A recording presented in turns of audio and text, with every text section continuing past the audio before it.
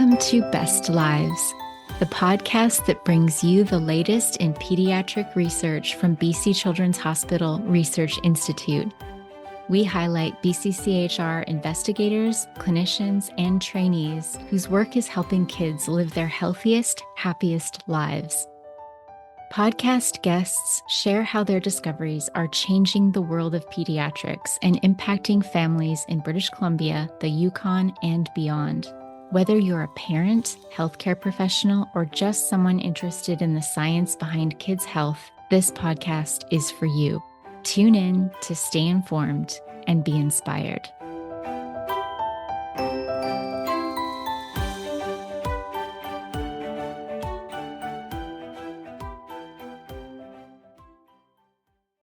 I'm Kristen Hovitt, and I'm the Interim Research Communications Manager for BC Children's Hospital Research Institute. Joining me today is Dylan Nemes, a fourth-year medical student at UBC and a member of Dr. Christine Voss's team at BCCHR. We'll be talking about their team's qualitative research covering parents' lived experiences of raising a child with congenital heart disease, including how these families navigate life beyond the hospital, and why listening to parents' stories is so essential to helping kids with congenital heart disease thrive. My name is Dylan Nemes. I'm a fourth-year medical student at the Southern Medical Program at UBC that's located in Kelowna. For the research that we're going to talk about today, I was a research assistant with the Center for Chronic Disease Prevention and Management, also in Kelowna. What first drew you to congenital heart disease research? Yeah, the research actually predated any of my clinical experiences with pediatric patients or cardiology patients, because I started it kind of before our clerkship period. But we get a base level of teaching in medical school, so I knew around like the severity, how much impact it could have on a patient's life. In my personal life, like I know a couple people with very mild cases of CHD, so I had a sense of the prevalence. About 1 in 100 kids is born with CHD. But really, when the opportunity came, I was just really excited to be involved with Christine's lab, and I thought the project sounded like it was going to be very impactful. I'm all about projects where we can hear from patients and patient families, and that's what excited me most. And I know that because CHD is such a large diagnosis and impacts so many facets of a patient's life, that it was going to be impactful work. Dr. Christine Voss is a researcher at the CCDPM. She's also connected to UBC's Department of Pediatrics.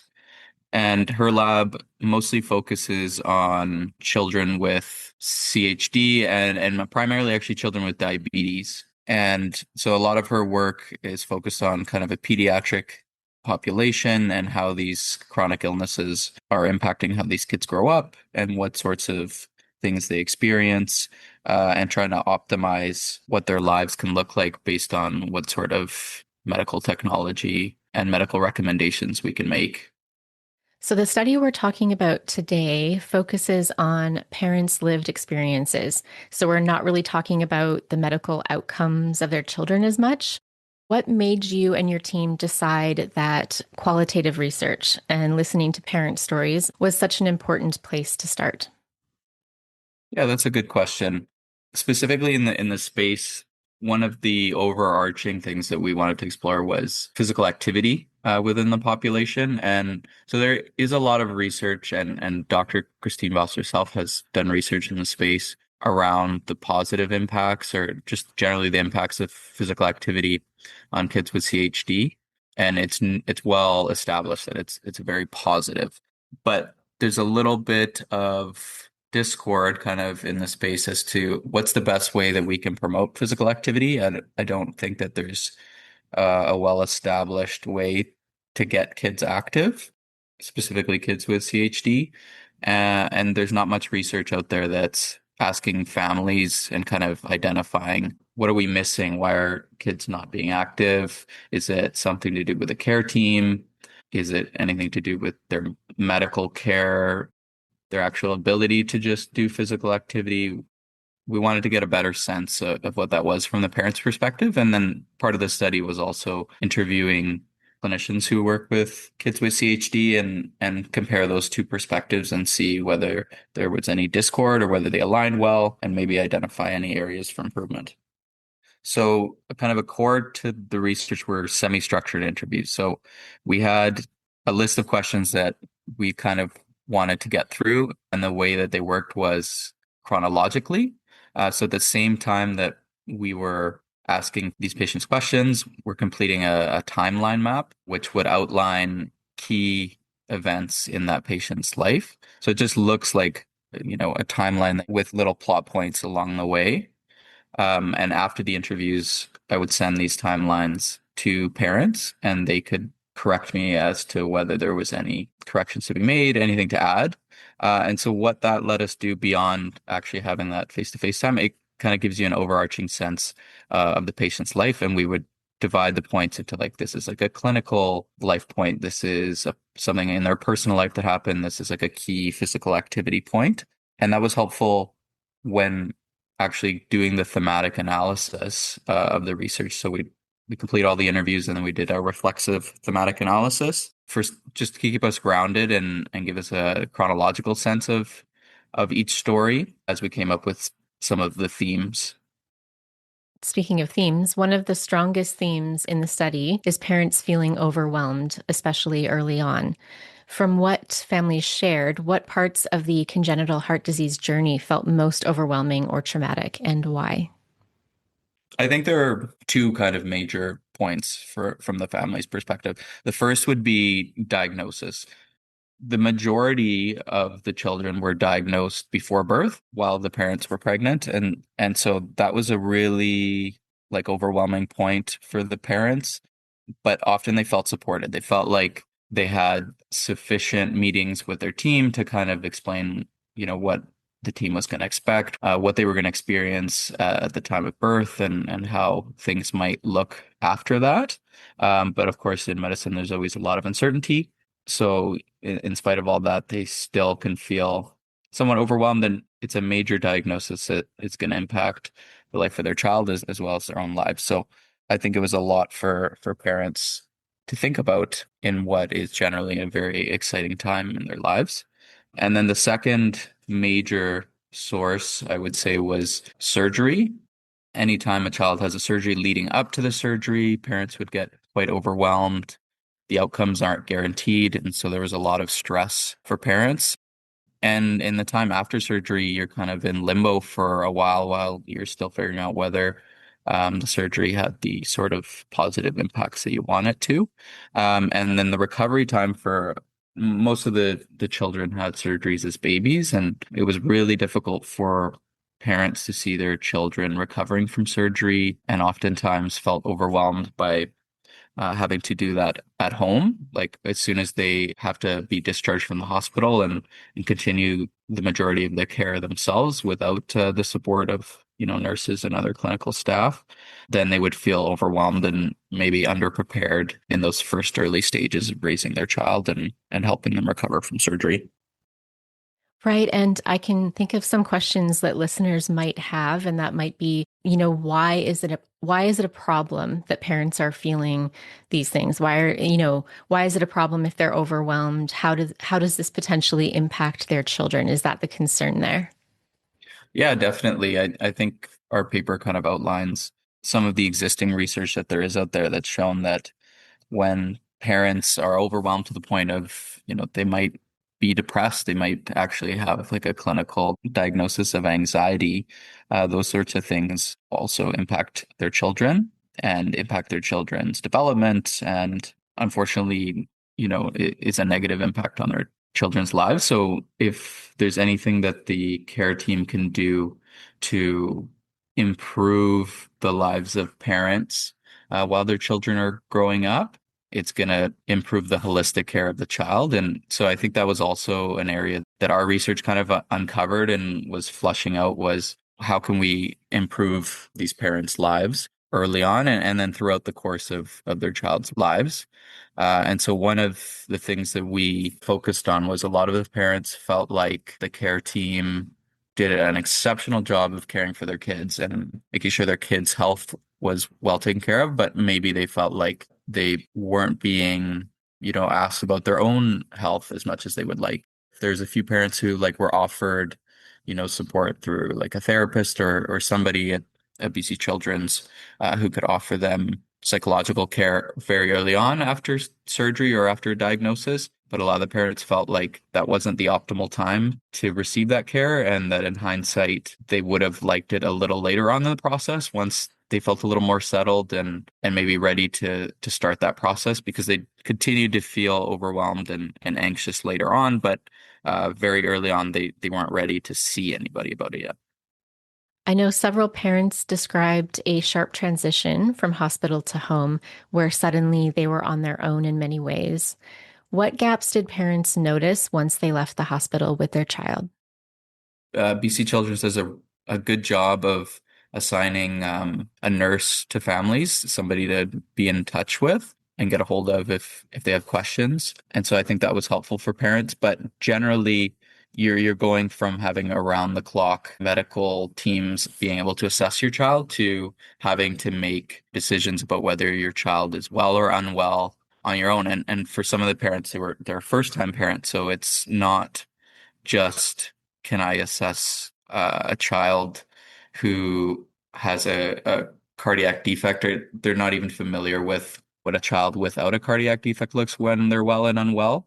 And so a lot of the parents felt quite overwhelmed by that task, and it took time. And I think some of them talked about how they would have liked maybe more teaching on, what truly does a sick child look like? And some of them felt like maybe they didn't go to the hospital early enough.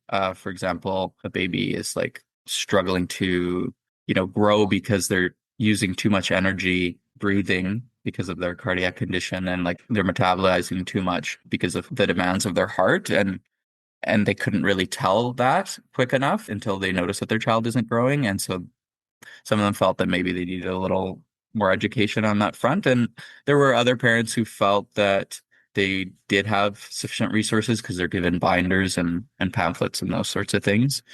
And then there were other parents who talked about how they would do their own kind of research with Google. And oftentimes they felt like that just ended up making them more anxious because they didn't really know what answers pertain to their specific case. And so they wanted maybe a more curated set of links to look at that were more specific to their own case. Your study included families living far from BC Children's Hospital. What challenges did parents in smaller or more remote communities describe when it came to accessing care and support? So one of the major issues that these parents ran into was that the staff in their smaller community hospital had less experience with pediatric cardiology, with congenital heart disease defects, especially some of the more rare conditions. And so they felt like the staff might try to figure things out on their own. And some parents felt like they had to advocate for, hey, please get in touch with BC Children's Hospital. There is a plan in place for my child if you can get in touch with them. And they just felt like they had to be a little more involved than they might otherwise have to if they were able to be in the lower mainland and have direct access to specialized care. Another thing is these families, especially in the interior. So we had a few families in the interior.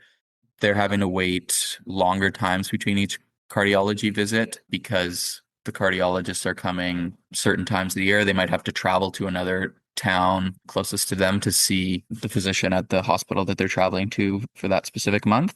And they talked about how the cardiologist that comes might differ. And so they might have had questions and conversations with one pediatric cardiologist and then felt like they had to have those same questions and conversations like from ground zero with the next pediatric cardiologist. In one case, they felt like the opinions differed, and so it left them a little bit confused, though generally they felt like the care provided was just as strong as at the hospital, at BC Children's Hospital. Parents spoke very honestly about the emotional toll of CHD, not just at diagnosis, but years later. So we did speak a bit about this, but what kinds of long-term emotional impacts did families share with you? Yeah, I think that the major one that came up again and again was this sense of anxiety. that parents had. And the majority of parents I spoke with were mothers, and they basically felt like there is a base level of worry anytime their child is out in the world, being active or even just in their room sleeping at home, where they worry, is their heart gonna affect what they're doing right now? Is my child, more sick than I know? And so I think they're having this diagnosis kind of adds a level of stress and anxiety that these parents were often still thinking about many years later. They were worrying about whether, even after a surgical repair where they've been, reassured that things should be okay going forward, whether their heart was still going to become an issue later on. Sometimes as the appointments became further and further apart, as a child goes into their teenage years and they haven't had surgery for years, they're seeing their cardiologist every year or even less. And they felt that maybe they needed a little more reassurance, because they weren't sure whether being, a young adult was going to change their child's heart's ability and whether things were going to get worse. Physical activity is one major focus of the study, as you mentioned earlier. Can you describe the importance of physical activity for kids with CHD? And what surprised you most about how parents and clinicians think about exercise for this population? In general, physical activity is like one of the best tools for anybody to stay healthy and to improve their health if they're not currently physically active. And that extra applies to children with CHD who are just at a higher risk of having acquired heart diseases on top of their congenital disease. Physical activity just keeps the heart healthy in such a productive way like nothing else can. And so it's something that as clinicians at BC Children's Hospital, they focus a lot of their visits on that. And at BC Children's Hospital, they have an exercise physiologist, so somebody who's just focused on the exercise.